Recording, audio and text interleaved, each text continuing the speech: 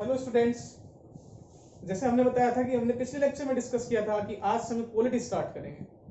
तो पॉलिटी का आज का हमारा पहला टॉपिक होगा कॉन्स्टिट्यूशन, कि what is constitution.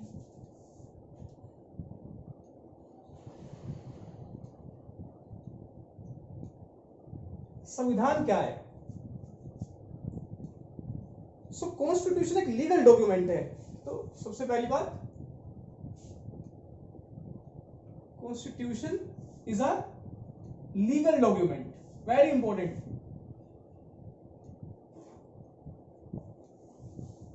Underline this word. It is a document, but legal document. Written or unwritten.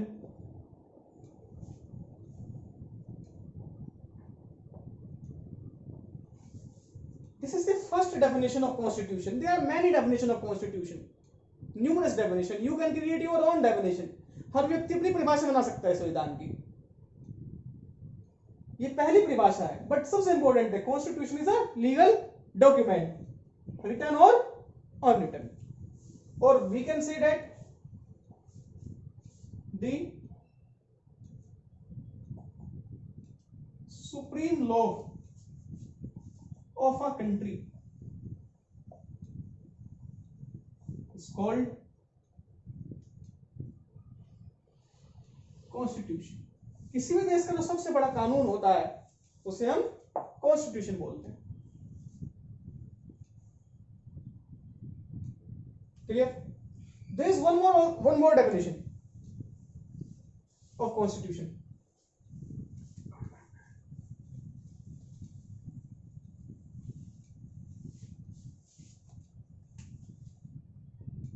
The rules and principles through which a country is governed. तो हमने संविधान की 3 परिभाषाएं देख ली हैं। तो अब आपको संविधान का मतलब समझ में आ गया होगा। Now you can easily understand the meaning of constitution. The first was it is a legal document.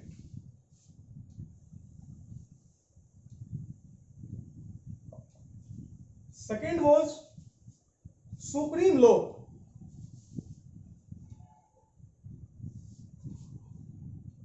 And third was the basic principles.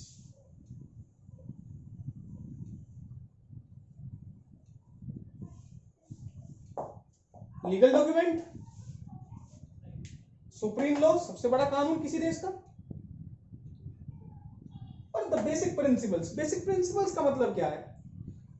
हमारा घर होता है, हमारी सोसाइटी होती है, उसमें कुछ बेसिक कानून होते हैं जिन्हें फॉलो करना पड़ता है। ऐसे देश के लिए कुछ बेसिक कानून है, सरकारों के लिए कुछ बेसिक कानून है, नागरिकों के लिए कुछ बेसिक कानून है, सिटीजन्स के लिए कुछ कानून है जो सबको फॉलो करने होते हैं, उसे संविधान बोलते हैं। सबको क्लियर? जब हमें समझ में आ गया कि संविधान क्या है, तो अब हम दूसरी बात देखेंगे। The second important thing is significance of the constitution. हमें संविधान क्यों चाहिए? संविधान की क्या इंपॉर्टेंस है? What is the importance of constitution?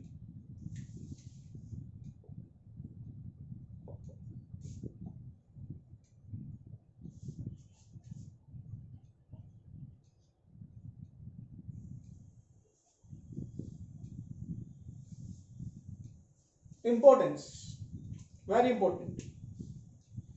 The first importance is it defines the basic rules and principles through which a country is governed. It defines the basic rules and principles through which a country is governed. तो संविधान वो basic कानूनों को बताता है, उन नियमों को बताता है जिनके तहत एक देश चलाया जा सकता है। लाइक इंडिया केस में देखो, इंडिया क्या है? डेमोक्रेसी है, पार्लियामेंट्री फॉर्म ऑफ डेमोक्रेसी। तो वर्ड डेमोक्रेसी कहां पे लिखी है? संविधान में, कि भारत एक लोकतंत्र होगा, भारत एक सेक्युलर देश है, धर्मनिरपेक्ष देश है। ये कहां लिखा है? संविधान में। तो like democracy,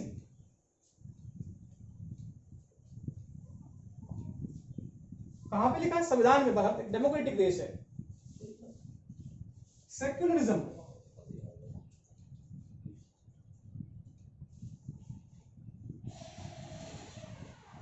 third most important thing is federalism.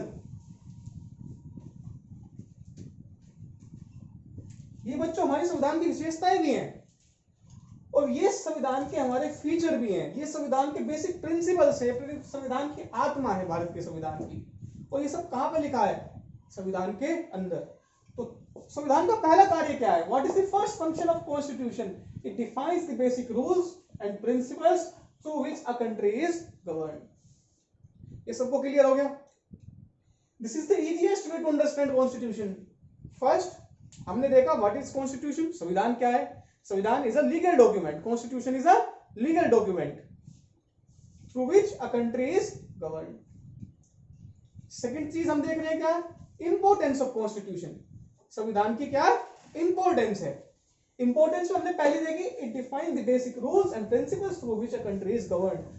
तो प्रिंसिपल्स क्या है? डेमोक्रेसी, सेक्युलरिज्म, फेडरलिज्म, लोकतंत्र, धर्मनिरपेक्षता, फेडरलिज्म, संघवाद।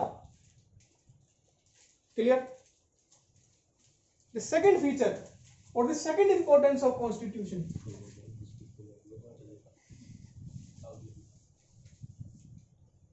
क्लियर? पहली इंपॉर्टेंस क्लियर होगी सबको। अब हम दूसरी इंपॉर्टेंस देखेंगे संविधान की। It defines the powers of the different organs of government।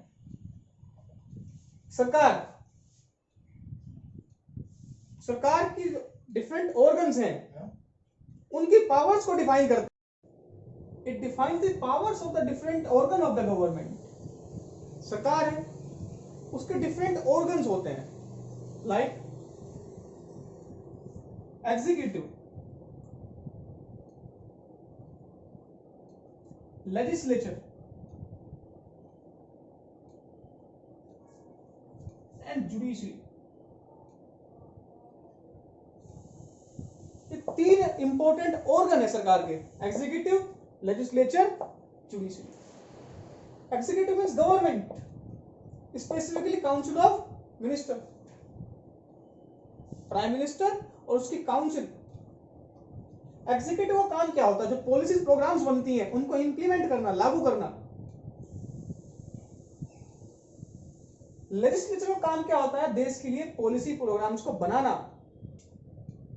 Legislature का सबसे इंपॉर्टेंट अंग है पार्लियामेंट, इंडियन पार्लियामेंट। ये देश के लिए पॉलिसीज प्रोग्राम्स को बनाती है। फॉर एग्जांपल ये कंसीडर करो, लेजिस्लेचर ने कानून बनाया है, मनरेगा, कि भारत में हर व्यक्ति को 100 दिन का रोजगार मिलना चाहिए कम से कम साल में। उसको लागू कौन करेगी? उसको इंप्लीमेंट करेगी executive, council of ministers, with the help of bureaucracy उसको लागू करेगी। एंड जुडिशरी, इसका काम डिस्प्यूट सोल्व करना है और सेंट्रल स्टेट्स के बीच के झगड़े को सोल्व करना है। तो तीन अंग, later we will deal them in details. तो गवर्नमेंट के तीन अंग है, एग्जीक्यूटिव, लेजिस्लेचर, जुडिशरी। इन तीनों के पावर को डिफाइन करता है कौन? कॉन्स्टिट्यूशन। कौन डिफाइन करता है? कॉन्स्टिट्यूशन। तो constitution is very important to define the powers, otherwise इनमें झगड़ा रहेगा। और इसी को ही बोलते हैं separation of power, concept of separation of power, which is a very important feature of the Indian Constitution. So what is separation of power? The division of power between executive, legislature, judiciary. Political science के बच्चे इसको explain नहीं कर पाते। वो separation of power को क्या बताते हैं? शक्तियों का विभाजन सेंट्रल और स्टेट के बीच में, जबकि वो डिवीजन ऑफ पावर है, ये सेपरेशन ऑफ पावर है, एग्जीक्यूटिव, लेजिस्लेचर, जुडिशरी। तो बच्चों दो चीजें क्लियर हो चुकी हैं इंपॉर्टेंस में। First, the basic rules and principles through which a country is governed, these rules and principles are written in constitution. And second importance of संविधान, constitution की दूसरी खास बात क्या है, it defines the power of the different organ of the government. और different organ कौन है, executive, legislature, judiciary. executive का काम क्या है, policies को implement करना, legislature का काम क्या है, policies को बनाना, और जुडिशरी का काम क्या है, डिस्प्यूट्स को सोल्व करना। इंडिया में जुडिशरी का मतलब supreme court, high court, legislature का मतलब parliament and Vidhan Sabha, council of minister का मतलब एग्जीक्यूटिव, और काउंसिल ऑफ मिनिस्टर का हेड कौन होता है, प्राइम मिनिस्टर। क्लियर, दो चीजें क्लियर इंपॉर्टेंस में। फिर एक बार रिवाइज कर रहे हैं। सबसे पहले constitution, what is constitution, the legal document through which a country is governed is constitution. Second topic हमने स्टार्ट किया इंपॉर्टेंस ऑफ कॉन्स्टिट्यूशन। भाई संविधान बनाना क्यों है, कोई चीज है तो उसे बनाया हमने, बनाया है तो क्यों बनाया, हर चीज की इंपॉर्टेंस होती है, ये पहले बेसिक चीजें क्लियर होनी चाहिए। तो संविधान बनाने के पीछे कुछ कारण होगा, तो कारण क्या है, ये सरकार की पावर को डिफाइन करता है। दूसरा कारण क्या है, इसमें कुछ बेसिक ढांचा है देश चलाने का, वो लिखा हुआ है। अब इतना क्लियर हो गया, मिटा दूं,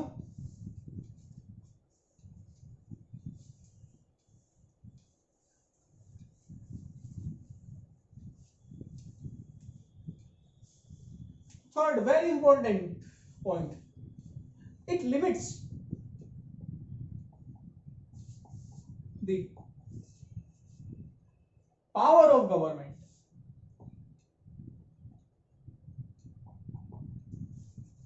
भाई देश की कोई भी सरकार होगी, किसी भी देश में होगी, लोकतांत्रिक हो, डेमोक्रेटिक हो, डिक्टेटरशिप हो, सबका मतलब होता है पावर। और सरकार चाहेगी कि उसके पास अधिक से अधिक पावर हो, अधिक से अधिक शक्ति हो। पर सरकार की शक्तियों पर लगाम लगाता है कौन, constitution. Constitution limits the power of government. How, कैसे, with the help of fundamental rights, मौलिक अधिकार।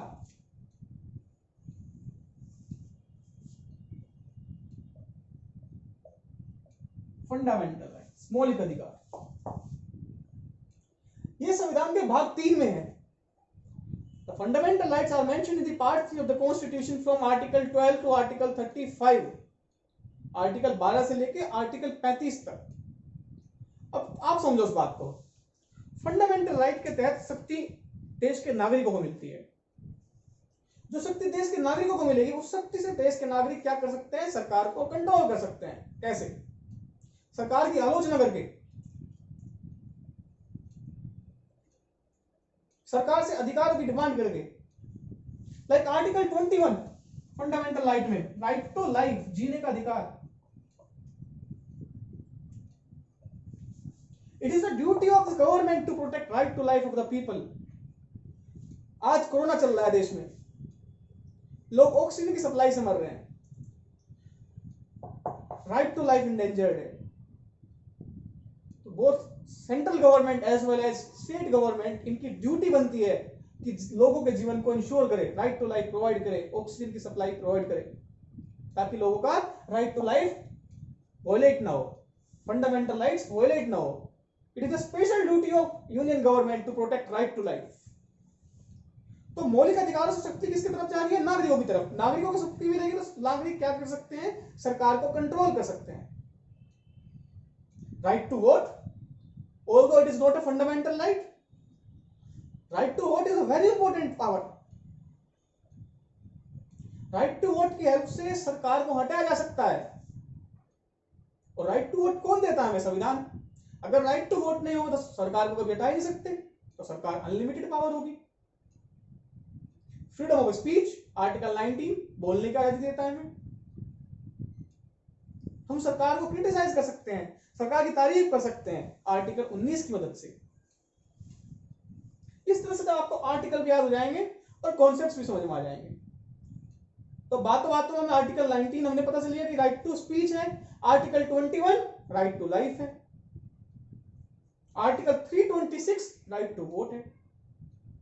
इस प्रकार जब हम बार बार इन आर्टिकल को पढ़ेंगे तो ये अपने आप ही याद हो जाएंगे, कोई रट्टा मारने की जरूरत नहीं। तो 3 बात भाई क्लियर होगी बच्चों।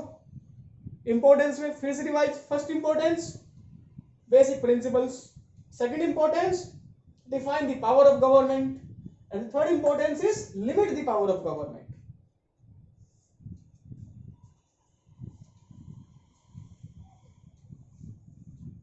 अब भाई सरकार को पावर दे दी, सरकार को कंट्रोल भी कर लिया, अब बात आती है देश के नागरिकों की, उनके लिए क्या मदद करता है संविधान। So constitution is a very important source of the power for the citizen of this country. So the fourth importance is it empowered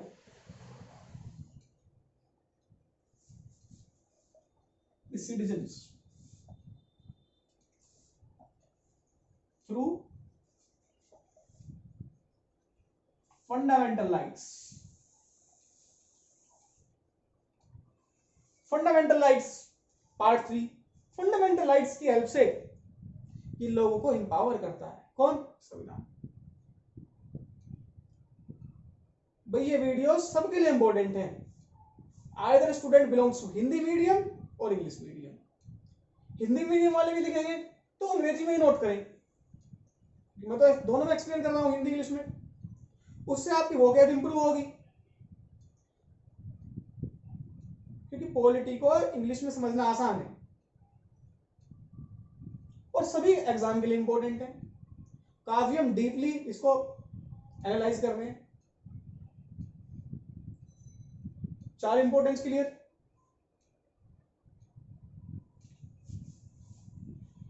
अब लोगों को कुछ राइट्स दिए हैं हमने, तो लोगों की कुछ ड्यूटी भी तो होंगी,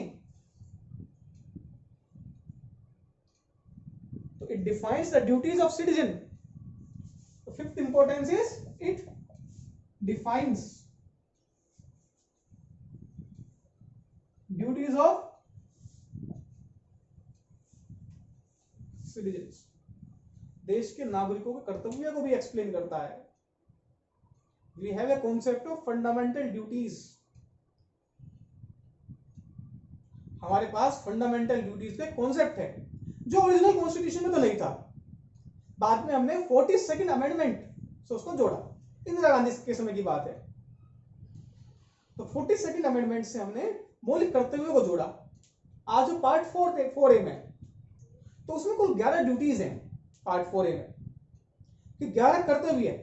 कर्तव्य कैसे, साफ सफाई रखना, यानी गंदगी फैलाना, अपने पर्यावरण की रक्षा करना, एनवायरमेंट की रक्षा करना, जो फ्रीडम स्ट्रगल में जो आइडियाज थे उन्हें चीयर करना, अपने नेशनल मॉन्यूमेंट्स को बचाना। आज हम देखते हैं अपने नेशनल मॉन्यूमेंट्स को क्या बदहाली में पड़े हैं, लोग जाते हैं सड़ा कर रखते हैं उन्हें, उनकी प्रोटेक्शन करना ये हमारे मौलिक कर्तव्य है। अपने फ्लैग का सम्मान करना, यानी कि 15 अगस्त में झंडा लेकर घूम रहे हैं और दिन वो झंडा कहीं नहीं है, फ्लैग कोड होता है झंडे का, राष्ट्रगान को सम्मान करना, ये सब मौलिक कर्तव्य हैं भारत के लोगों के। भारत में दिक्कत क्या है, लोगों को अधिकार चाहिए बट कर्तव्य कोई पूरा नहीं करता, सब आलोचना करने में सबसे आगे रहते हैं परंतु मदद किसी कोई नहीं करता। तो ज्यादा से ज्यादा लोगों को दूसरों की मदद करनी चाहिए। दिस इज द ड्यूटी, हमारी ड्यूटी है, कर्तव्य है देश के प्रति, संविधान के प्रति। तो उन ड्यूटीज को कौन डिफाइन करता है, it defines the duties of citizen. Who defines, constitution. The duties are mentioned in part 4A of the Constitution by the 42nd Amendment. तो अब ये बात आ गई कि अमेंडमेंट क्या होता है। वैसे हम डीपली अमेंडमेंट को देखेंगे पर 1 मिनट में बता देता हूं। अमेंडमेंट का मतलब कॉन्स्टिट्यूशन में चेंज करना, कोई भी चीज बिना चेंज के नहीं जी सकती। तो जब भी हमें चेंज करना होता है संविधान में तब हम उसमें क्या करते हैं, अमेंडमेंट करते हैं, वी अमेंड द कॉन्स्टिट्यूशन। और अमेंडमेंट करने का तरीका है आर्टिकल 368 के अंदर जो लिखा हुआ है। तो ये हमारी कुछ इंपॉर्टेंस थी कॉन्स्टिट्यूशन की।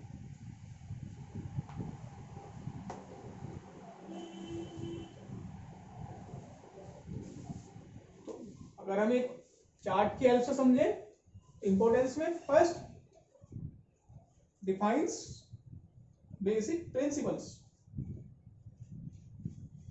बच्चों में बार बार रिवाइज इसलिए कराया हूं तुम्हें अभी तुरंत वो याद हो जाए। Second, powers of government, government की शक्तियों को डिफाइन करता है कॉन्स्टिट्यूशन। थर्ड, लिमिटेशन भी देता है वहीं पे।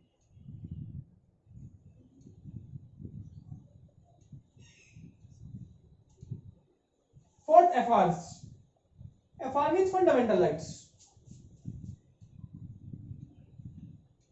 यहां से आता है पावर्स ऑफ गवर्नमेंट से concept of separation of power, और यहां से आता है theory of limited government, limits the power of the government. वहीं से कॉन्सेप्ट निकलता है रूल ऑफ लॉ का, कानून के शासन का। हर ऑर्गन पे लिमिट है, चाहे वो डीएम हो चाहे वो सीएम हो।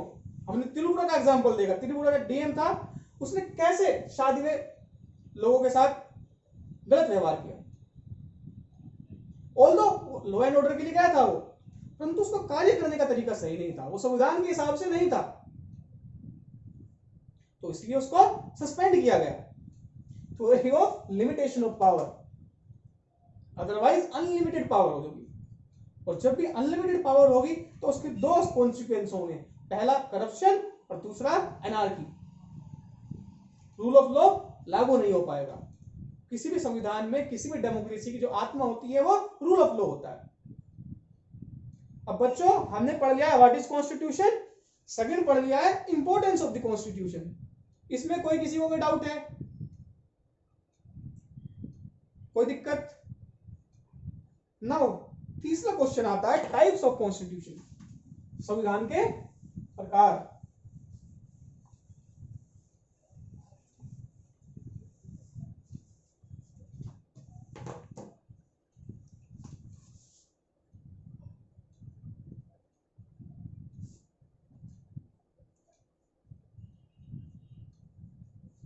बहुत इंपॉर्टेंट क्वेश्चन है, थर्ड टॉपिक भी हमेशा हमारा है, संविधान के प्रकार कितने होते हैं। Basically constitution, there are two types of constitution. Number one is written constitution,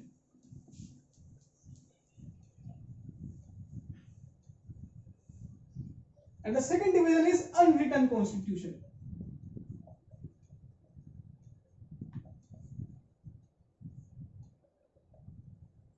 Written constitution, unwritten constitution. Example बता सकता है? Written constitution, Indian constitution is a written constitution. Our constitution is a written constitution. And unwritten is, England is a very best example of unwritten constitution. तो पहले हम difference देखते हैं कि written और अनरिटन में डिफरेंस क्या है।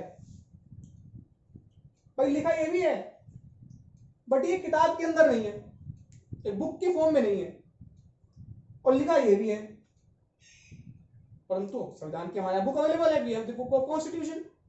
सो the main difference is written constitution होता है ना, ये एक कॉन्स्टिट्यूएंट असेंबली के द्वारा बनाया गया होता है। किसके द्वारा बनाया गया होता है? संविधान सभा के द्वारा।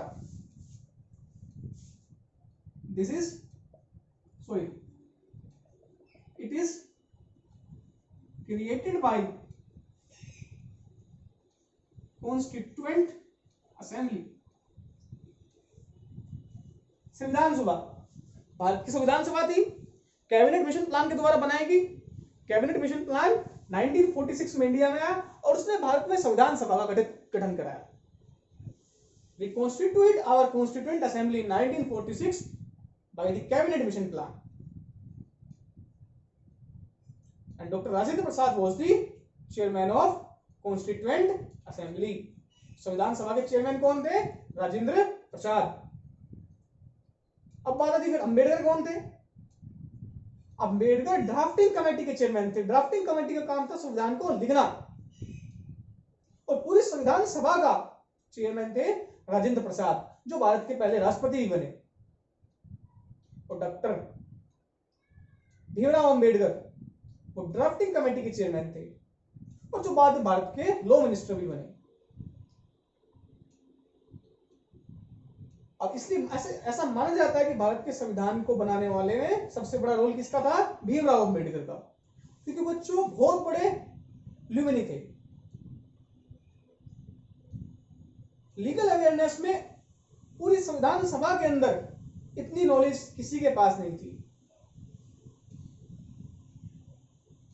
इसलिए he is considered as the father of constitution. He is not the father of constitution, he is considered as. Our constitution is prepared by constituent assembly, where all the members played a very significant role, but the most important role was played by Dr. Bhimrao Ramji Ambedkar. Now came to unwritten constitution. This is also constitution, but not created by constituent assembly. संविधान सभा ने इसको नहीं बनाया। इसका example आता है British constitution. अब देखो बच्चों, अंग्रेज बहुत एडवांस थे, उनके यहाँ पार्लियामेंट्री डेमोक्रेसी काफी पहले स्टार्ट हो गई थी। ग्लोरियस रिवॉल्यूशन हुआ इंग्लैंड में 1688 में, और जब ग्लोरियस रिवॉल्यूशन हुआ इंग्लैंड में 1688, ध्यान से समझना, ग्लोरियस रिवॉल्यूशन, ग्लोरियस क्यों बोलते हैं? क्योंकि उसमें राजा को हटा के शक्तियां पार्लियामेंट को दे दी, और कोई खून खराबा नहीं हुआ। राजा भाग गया, कोई नया राजा लाए, उस नए राजा को कॉन्स्टिट्यूशनल मोनार्क बनाया। क्या बनाया? Constitutional monarch. अब ये कॉन्स्टिट्यूशनल मोनार्क क्या होता है? ये होता है नाम मात्र का राजा। राजा तो है पर वो संविधान से बंधा हुआ है। जैसे कि आज भी इंग्लैंड में क्वीन होती है, क्वीन एलिजाबेथ इंग्लैंड की क्वीन है, परंतु एलिजाबेथ के पास शक्तियां नहीं है। शक्तियां किसके पास है? इंग्लैंड के प्राइम मिनिस्टर के पास है। अब इंग्लैंड का प्राइम मिनिस्टर कौन है? बोरिस जॉनसन है। तो बोरिस जॉनसन के पास शक्तियां हैं। क्वीन का काम सिग्नेटरी है, और वैसे भी आजकल क्वीन के हस्बैंड की तो डेथ ही हो गई है, और क्वीन की भी काफी एज है, 90 के आसपास। तो इंग्लैंड में क्या है? Unwritten constitution. तो अब अनरिटन क्या है?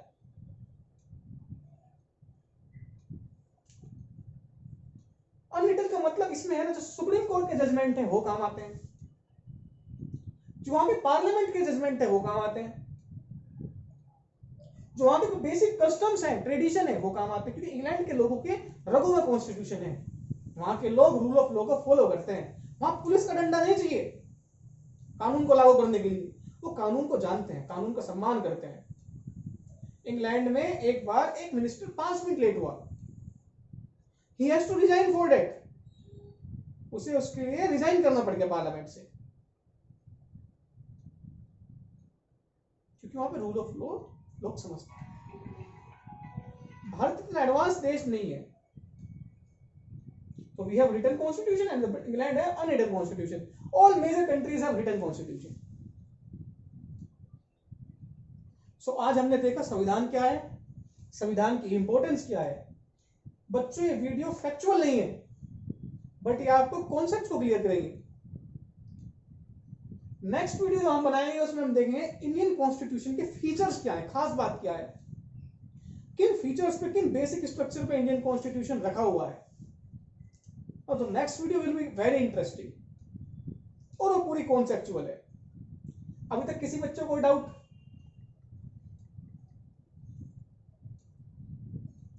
अगर किसी को डाउट हो तो बताओ।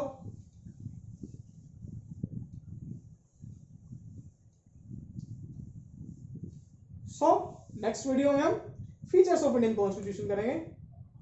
Thank you.